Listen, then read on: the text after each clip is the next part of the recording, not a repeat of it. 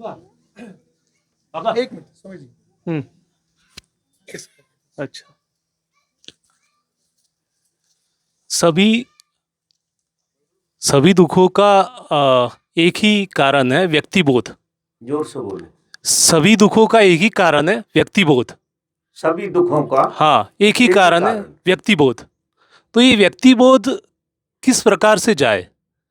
क्योंकि ये बात तो पक्की है कि एक ही कारण है और कोई कारण नहीं है। अस्तित्व से मैं अलग हूं, ऐसा मानना। यही कारण। हाँ, तो ये कैसे, इस मान्यता से कैसे छुटकारा हो?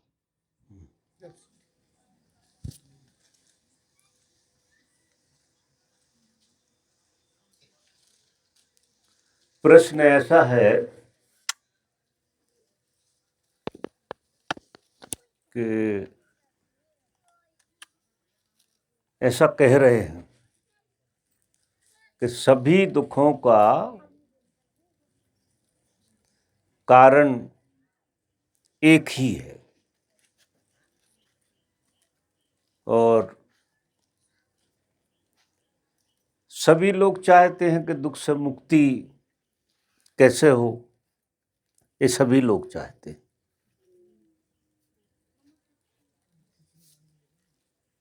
हमारे अंदर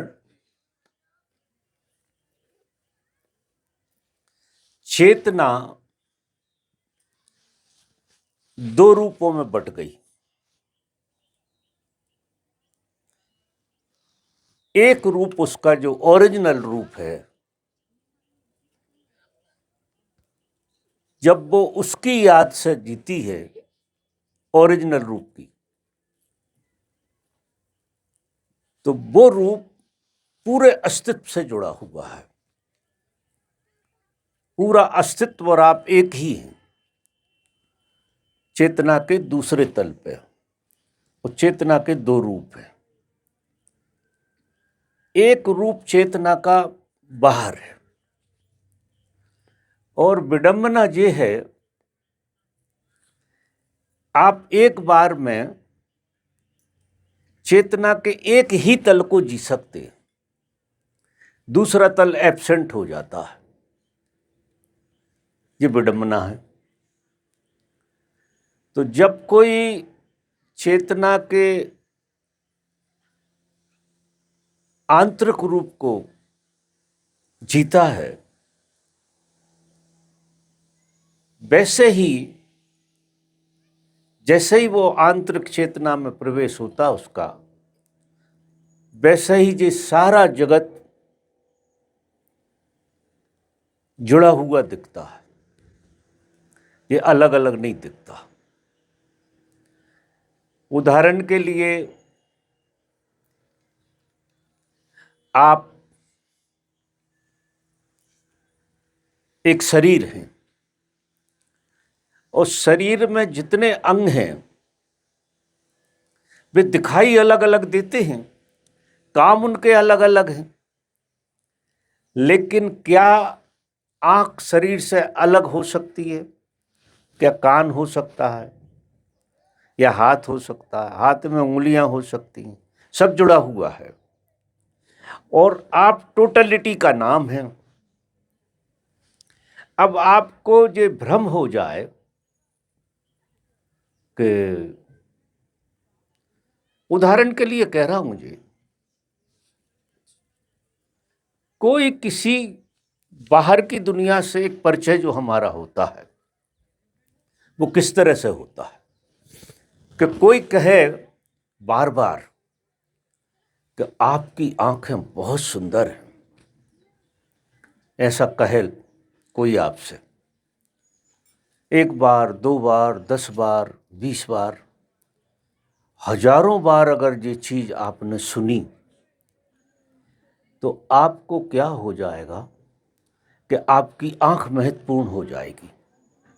अब आपका सारा ध्यान लोगों को आंख दिखाने का होगा, क्योंकि आपको ये भ्रम पैदा हो गया कि आपकी आंख बहुत सुंदर है।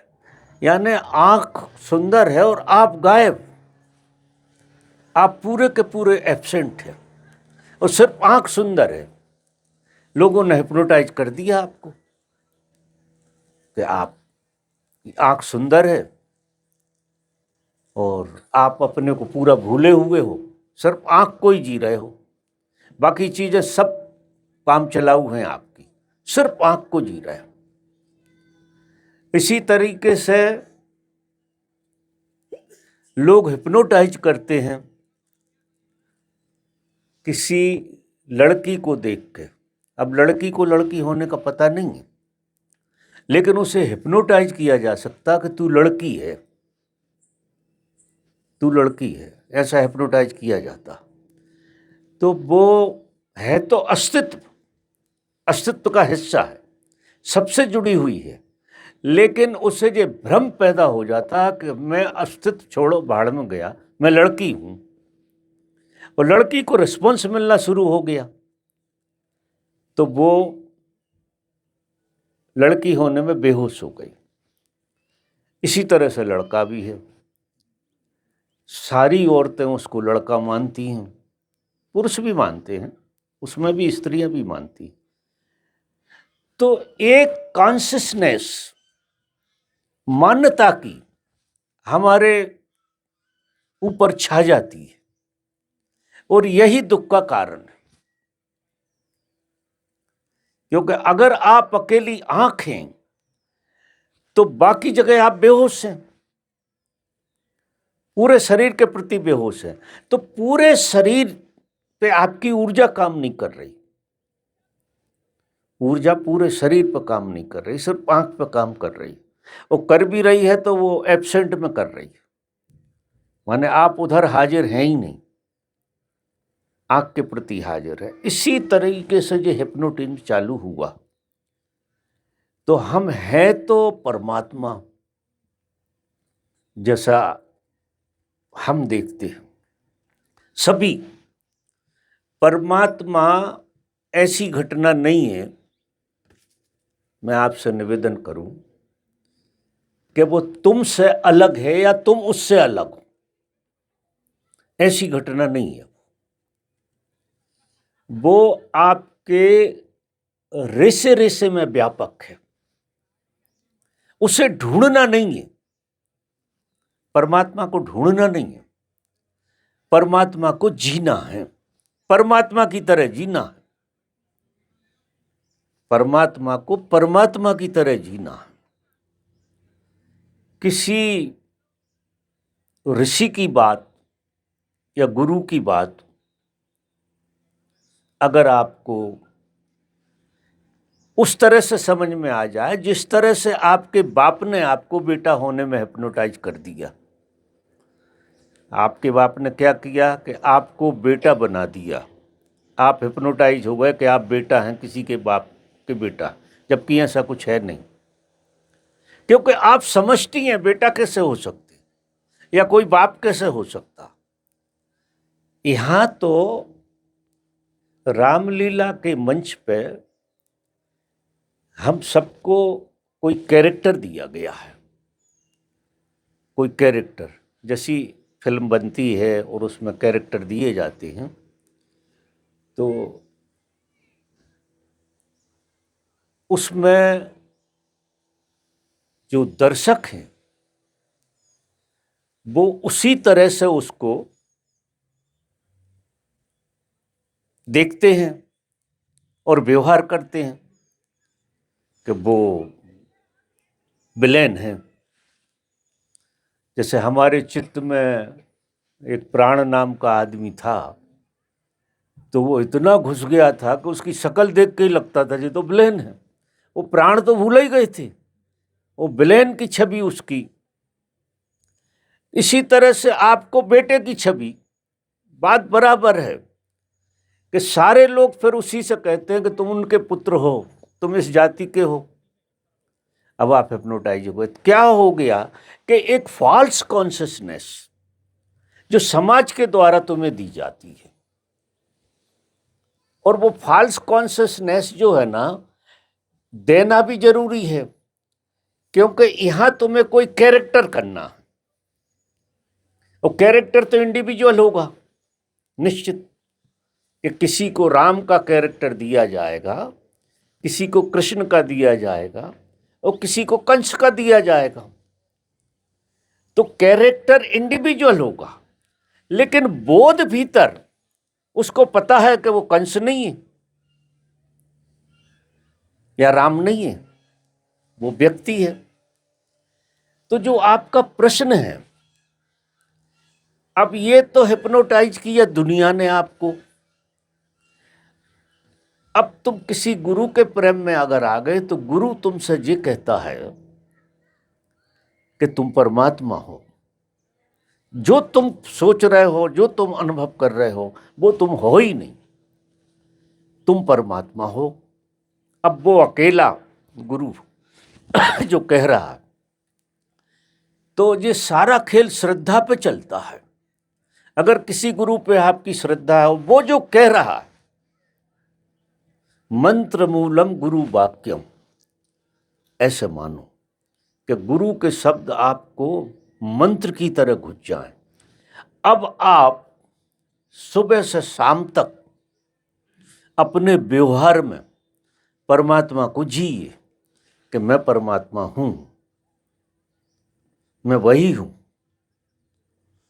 और जो मुझे सिखाया गया है दूसरों से वो मैं नहीं, वो काम चलाऊ है। तो अब जिस जगह से ग्रंथि उलझी है, उसी जगह से सुलझ भी जाएगी। अब ये प्रयोग आप 3 महीना करके देखो, जो बड़ा मुश्किल होगा।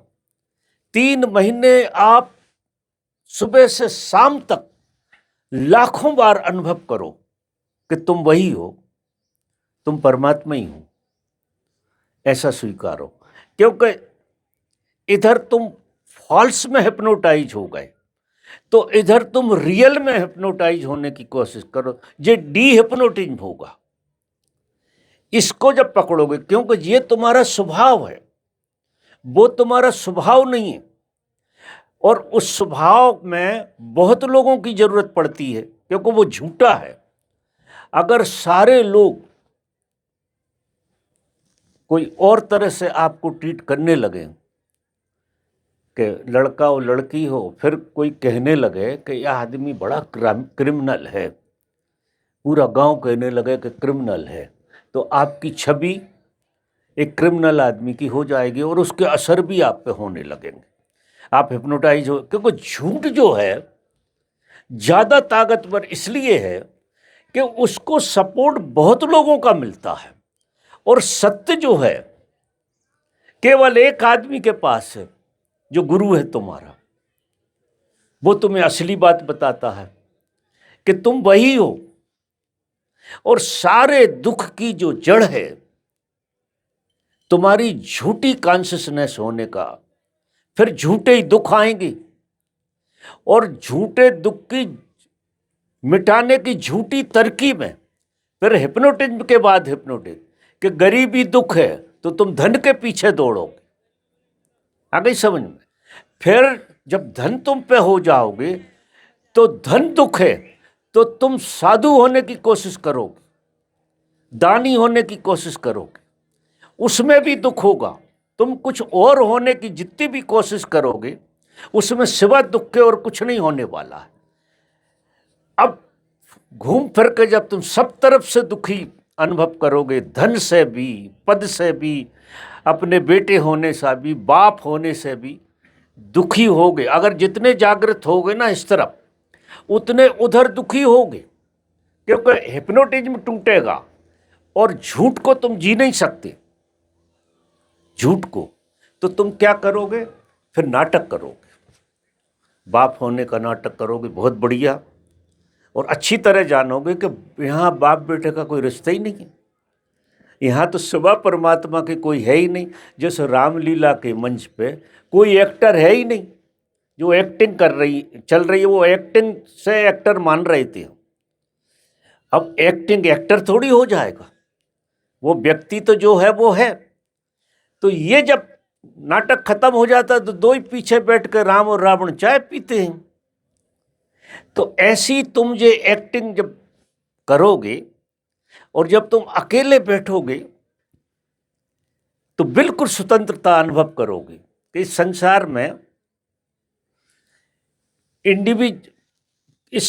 में इंडिविजुअल इस तरह से अलग अलग लोग हो नहीं सकते, विभक्त है ही नहीं कोई, क्योंकि सब जुड़ा हुआ है।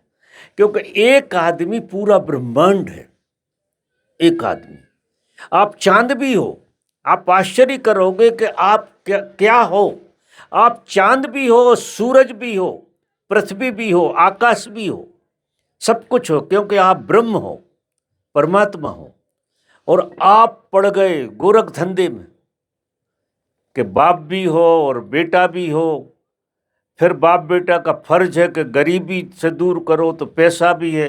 फिर पैसा आ जाएगा तो पैसे का दुख है। माने आप देखो जी चेन कैसे चलती है। एक तो झूठा दुख, और जितने संसार में लोग उपाय करते हैं नए दुख पैदा करते हैं, फिर उन दुखों से छूटने के लिए नए पैदा करते हैं, फिर उन दुखों से छूटने को नए करते हैं। तो क्या हो जाता है, एक दिग्भ्रम में चले जाते हैं, एक पागलपन में चले जाते हैं। तो आदमी जिस ढंग से जी रहा है करीब करीब पागल है। क्यों? कि वो दुख मिटाने का 24 घंटे आयोजन कर रहा है। अब वो 24 घंटे लग गया दुख मिटाने, उसी की सोच कि मैं दुख से बाहर कैसे निकलूं, दुख से बाहर कैसे निकलूं। आखिरी में उम्र के थोड़े से दिन आते हैं तो आदमी को ये लगता है मैं दुख से कैसे निकलूं। और जितना तुम दुख से निकलने के उपाय करोगे भी और दुख लाने के उपाय, मजा देखो। इसलिए आज तक कोई किसी उपाय से सुखी नहीं हुआ। ये सारे उपाय जो लोग बताते हैं, जो दुनिया बताती है, जिस चाल में कोई और जी रहा हो गुरु के अलावा, उस चाल को छोड़ना पड़ेगी। जिस चाल में दुनिया जी रही, जो दुख मिटाने का दूसरा आयोजन कर रहे हैं वो तुम मत करना, क्योंकि उनके भी नहीं मिटेंगे, भी नए दुख पैदा होंगे। आप देख लो संसार में, एक एक आदमी को पकड़ कर देख लो कि जो उपाय दुख मिटाने का करता है वो और दुखी होता है, उपाय से दुखी हो जाता है, फिर और उपाय करता है, उस उपाय से दुखी हो जाता है कोई। क्योंकि संसार में दुख है ही नहीं। मजा तो ये है, दुख ये तो उसका बनाया हुआ है और वो व्यापक है, सब में दुख होगा कहां से। एक आदमी दुखी नहीं है संसार में मेरी दृष्टि में। मजा ये देखो, एक आदमी गरीब है, अमीर है, लंगड़ा है, लूला है, अमीर है, राजा है, महाराजा है, कोई किसी कारण से दुखी नहीं है और ना किसी कारण से सुखी। मजा ये देखो, इस जगत में ना तो सुख का कोई कारण है और ना इस जगत में कोई दुख का कारण है। अब ऐसी समझ हो आपकी कि दुख का भी कोई कारण नहीं है, दुख का भी हम सपना देख रहे हैं और सुख का भी सपना देख रहे हैं। अगर ये सपना नहीं है तो ये परमानेंट रूप से सुख क्यों नहीं रहता, और परमानेंट रूप से दुख भी नहीं रहता, वो भी आता जाता है। किन्हीं क्षणों में आप दुखी होते हो, सपना देखते हो दुख का, फिर थक जाते हो तो सुख का सपना देखने लगते हो। सुख का सपना क्या है कि ऐसा हो जाएगा तो मैं सुखी हो जाऊंगा, वो बात बन जाएगी तो मैं सुखी हो जाऊंगा। अब ये सपना देखना है।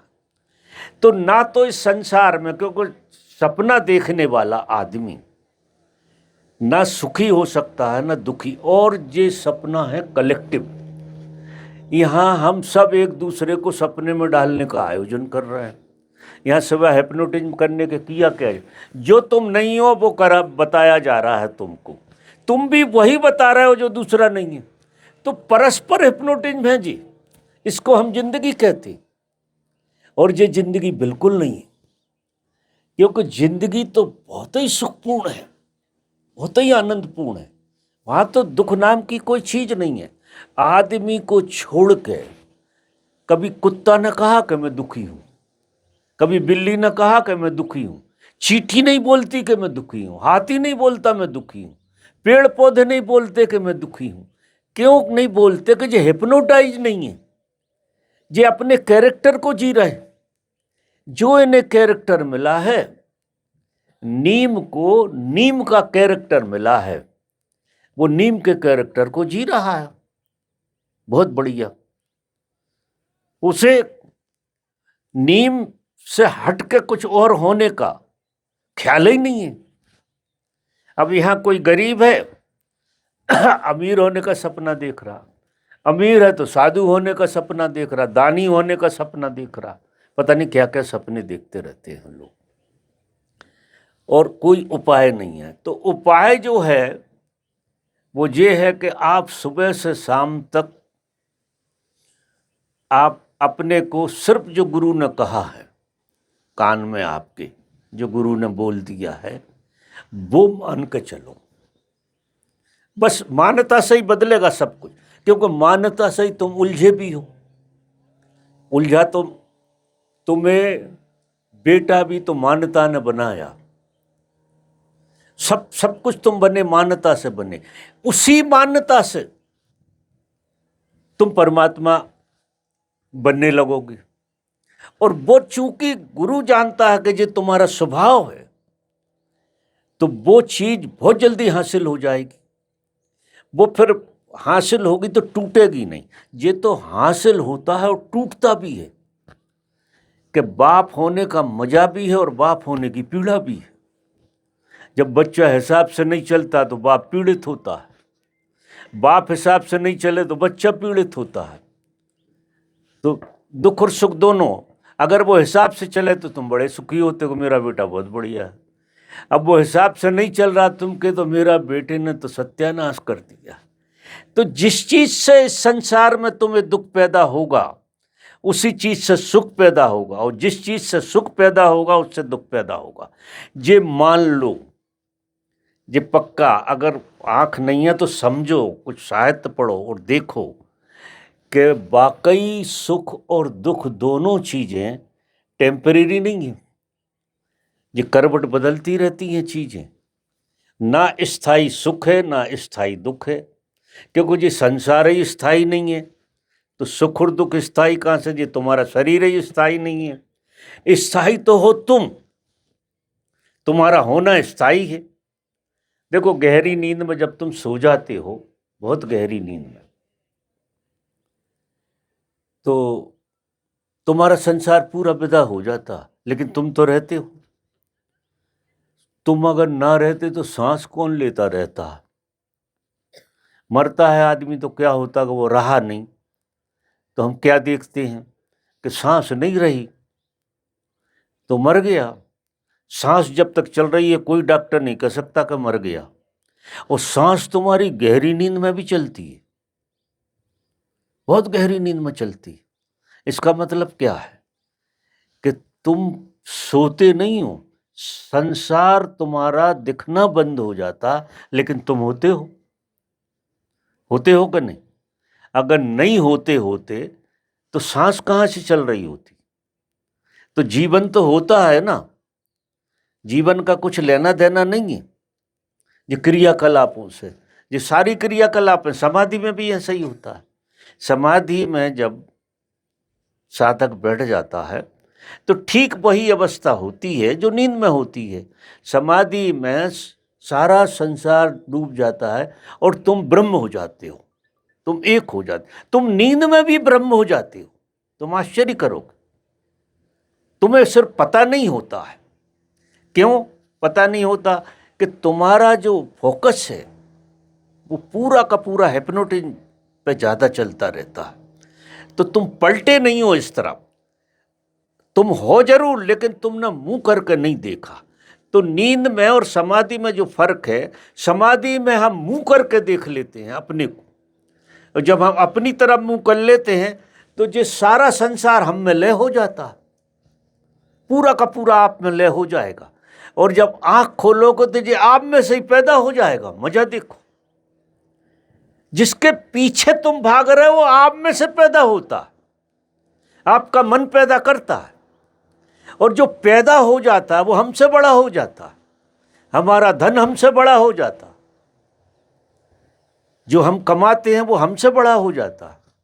हम ऐसी स्थिति हो जाती है हमारी कि हम मर जाएं भले ये बना रहे, ऐसी स्थिति हो जाती कि धन बचा रहा है भैया, वो किसी हालत में नहीं जाए। जो तुमने इतनी मेहनत से किया है, भ्रम भ्रम पाला, किया भी है तो कुछ नहीं, भ्रम पैदा किया है, अगर वो भ्रम तुम्हारा तोड़ दिया जाए तो तुम्हें ऐसा लगेगा हम मर जाएंगे। आखिर तुम मरोगे मरोगे नहीं, क्योंकि वो तुम्हारा जीवन नहीं दे रहा था, जीवन तो तुम्हारा ऊपर से आ रहा।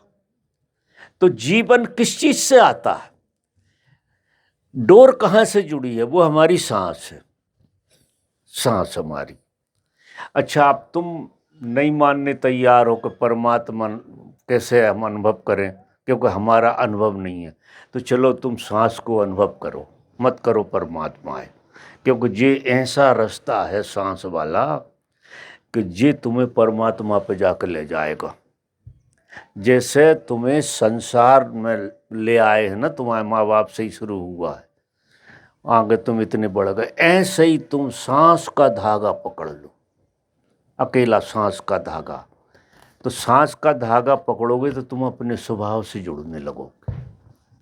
वो जो सांस चल भी इसीलिए रही है, तुम्हारी रात कभी नहीं खोती है। रात का नहीं, उतनी देर सांस की क्या जरूरत है, उतनी देर बंद हो जाना चाहिए 5 से 7 घंटा के लिए।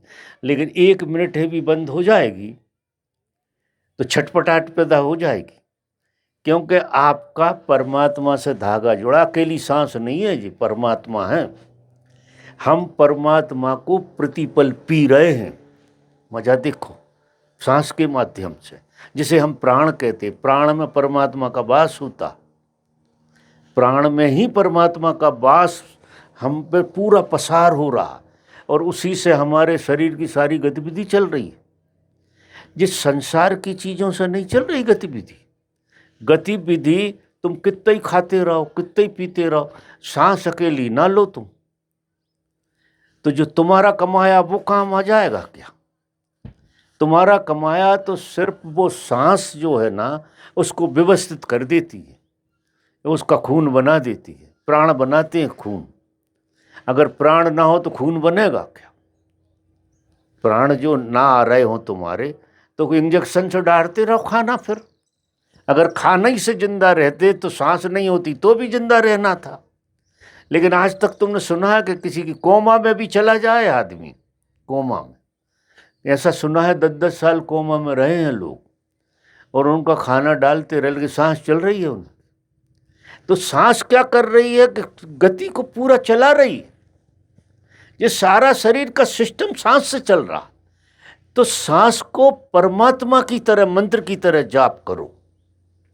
तुमने परमात्मा देखा नहीं, मानने तैयार नहीं हो गुरु की बात, जबकि सच तो यही है, तो तुम अपनी सांस को पकड़ लो, सांस ही परमात्मा है ऐसे मान लो तुम। अब परमात्मा को भूलना नहीं है।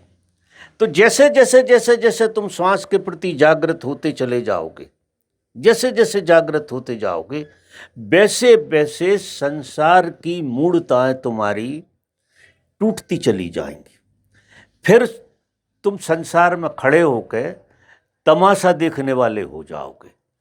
तुम जागृत होगे और सबे देखोगे कि जो सब बेहोशी में जी रहे हैं, इन्हें पता ही नहीं है जी खड़े कहाँ हैं, खड़े हैं और खड़े होने का पता भी नहीं है कि खड़े हैं। इतनी बेहोशी, इतनी जड़ता है कि मशीन की तरह सब हो रहा है, लेकिन जीवंतता नहीं है उसके अंदर, दुखों से भरा हुआ है सब कुछ।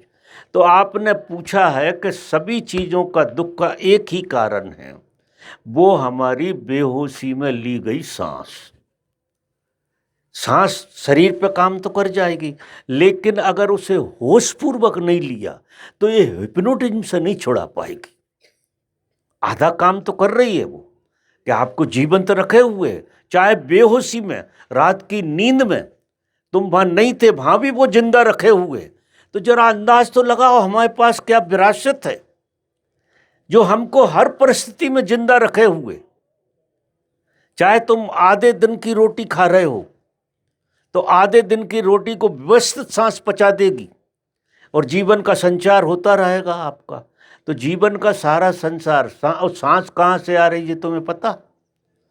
कहाँ से आ रही है? अदृश्य से आ रही है, और उस अदृश्य में अदृश्य का प्रभाव है।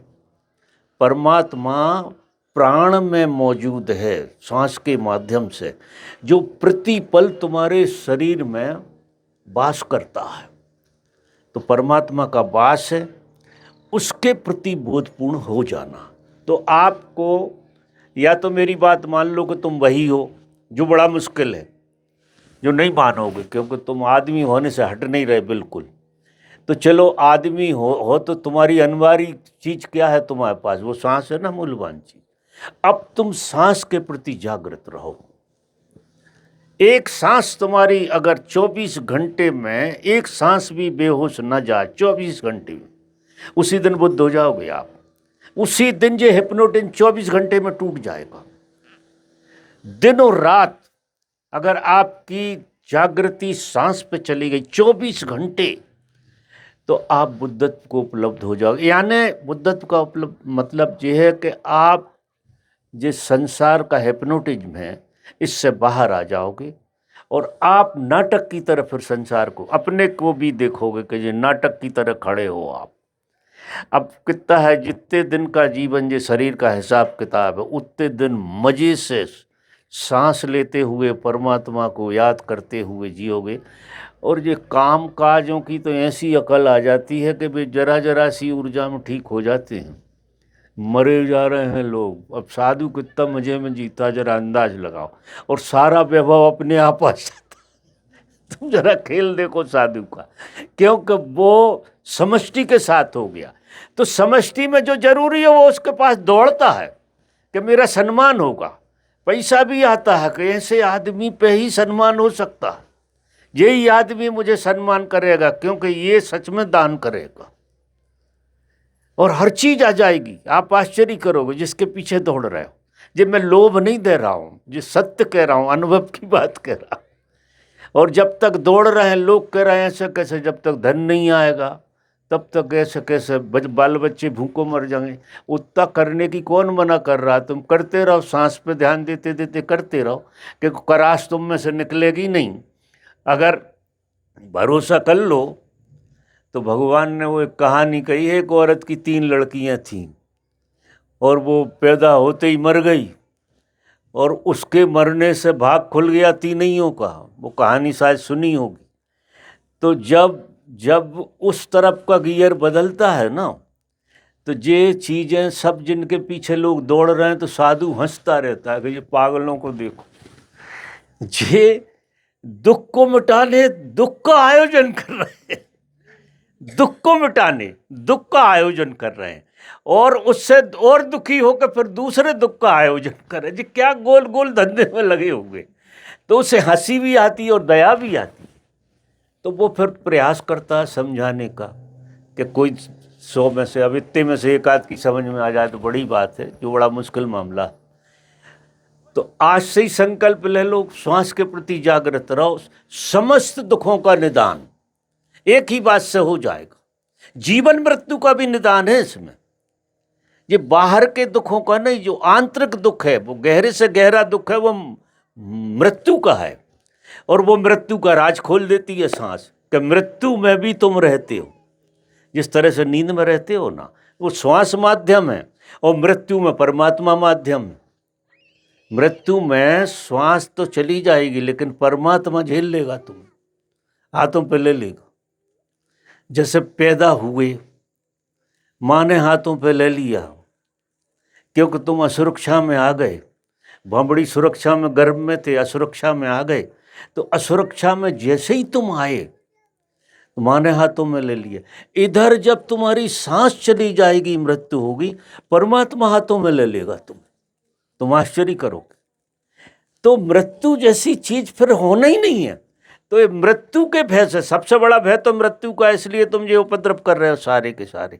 और मृत्यु का भय भी चला जाएगा। और मृत्यु का भय जिसका चला गया, उसका जीवन का बंधन मिट गया।